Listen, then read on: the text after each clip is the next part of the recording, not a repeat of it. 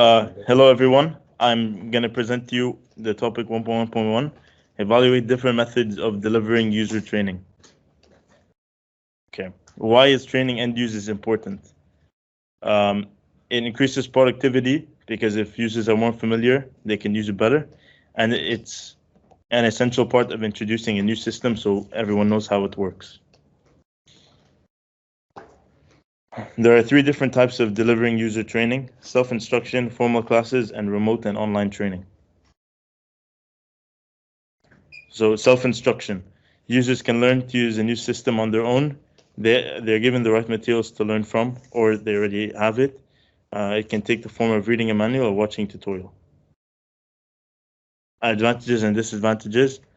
Advantage is low cost. Only materials are needed. No teachers or buildings. Flexible as they get to work on it on their own time. Training tailored to exactly what users want to learn. So it's training specific. Disadvantages is that users may feel lost and overwhelmed, and unstructured learning means certain features might get ignored as they don't know specifically what they need to focus on. Formal classes. Users sitting in a classroom listening to an instructor who shows and explains how to use the system. So like students in a class.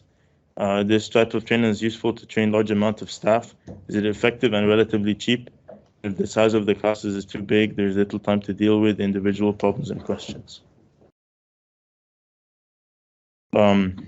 Advantages are people are learning in a structured learning environment, and you have a teacher to answer all questions and explain to you what you need to learn.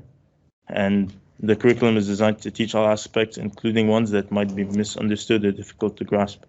So things you couldn't understand on your own, you have an expert explaining it to you. Disadvantages are teachers and buildings are needed, and the learning facility, so it's expensive.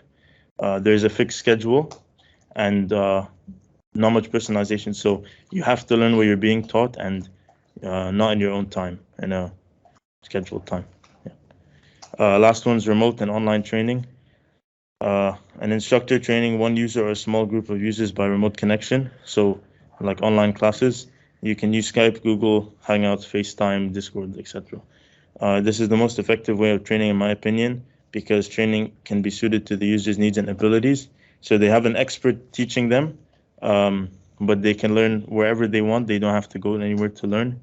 And usually schedules are more flexible because you don't have to be at a certain place, and you can do it from anywhere.